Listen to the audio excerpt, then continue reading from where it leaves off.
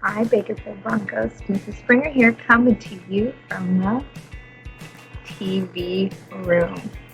So, this is chapter 26, the television chocolate room. I'm excited. The TV family, together with Charlie and Grandpa Joe, stepped out of the elevator into a room so dazzling bright and dazzling white that they screwed up their eyes in pain and stopped walking. Mr. Wonka handed each of them a pair of dark glasses and said, "Put these on quick, and don't take them off in here, whatever you do. This light could blind you."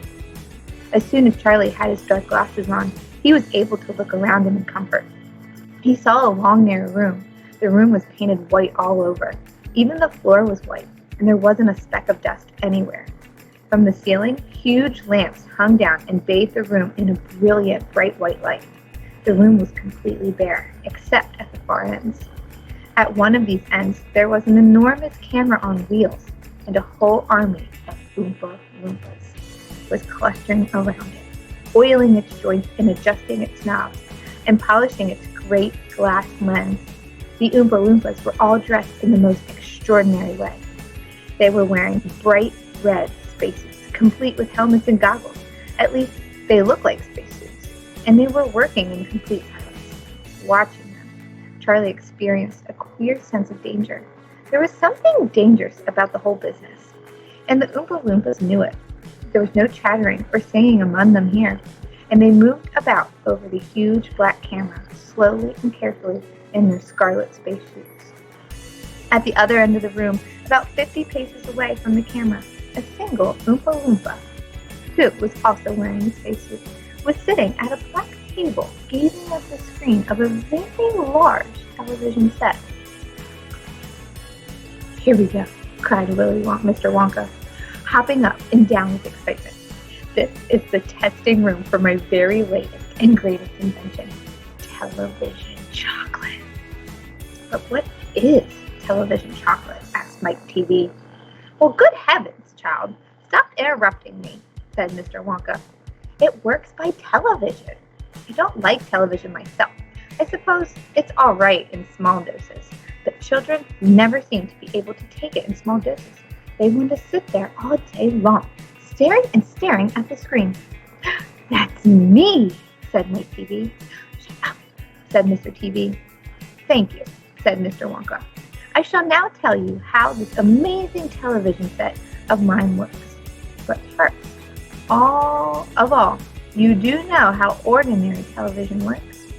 It is very simple. At one end, where the picture is being taken, you have a large movie camera, and you start photographing something. The photographs are then split up into millions of tiny little pieces, which are so small that you can't see them.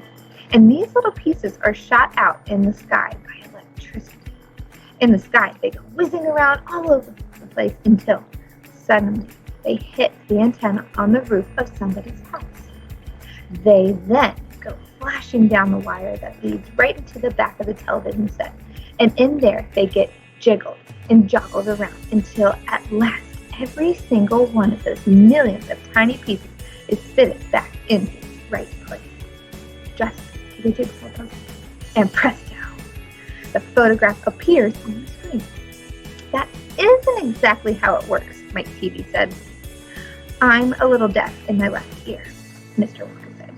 "You must forgive me if I don't hear everything you say." "I said that isn't exactly how it works," shouted Mike TV.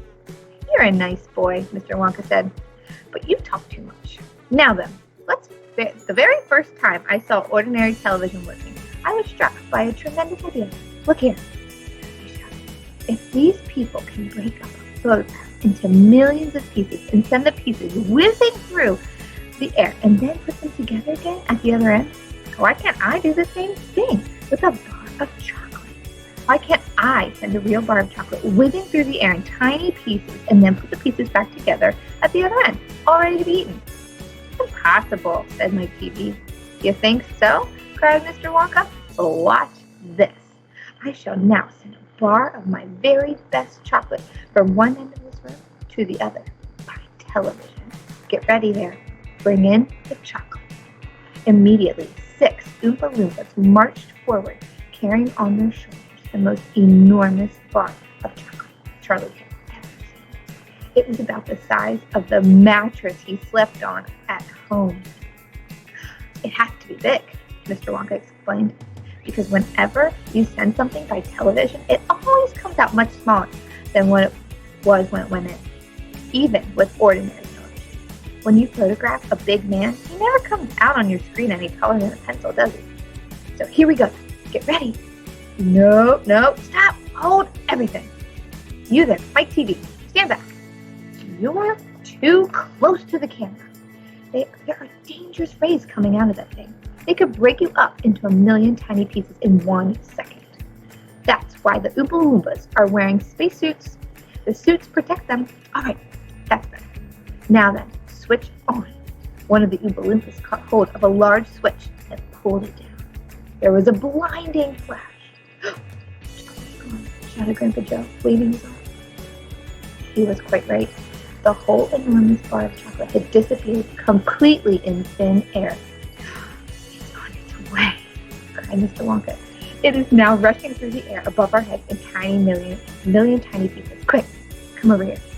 He dashed over to the other end of the room where the large television set was standing, and the others followed him. "Watch the screen," he cried. "Here it comes. Look!" The screen flickered and it lit up. Then suddenly a small bar of chocolate appeared in the middle of the screen. "Take it," shouted Mr. Wonka, growing more and more excited. "How can I take it?" asked Mike TV, laughing. "It's just a picture on a television screen." "Charlie's bucket," cried Mr. Wonka. "You take it. Reach out and grab it." Charlie put out his hand and touched the screen, and suddenly, miraculously, the bar of chocolate came away in his fingers. He was so surprised, he nearly dropped it. "Eat it," shouted Mr. Wonka. "Go on and eat it. It'll be delicious. It's the same bar. It's gotten smaller on the journey, that's all." "Absolutely fantastic," gasped Grandpa Joe. It's a miracle."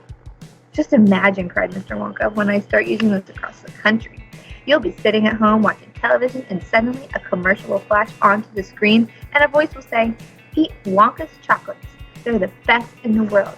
If you don't believe us, try one for yourself now.' And you simply reach out and take one. How about that, eh?"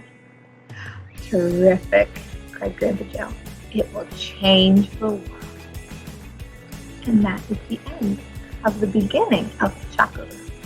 Wait for chapter 27 to see just what happens.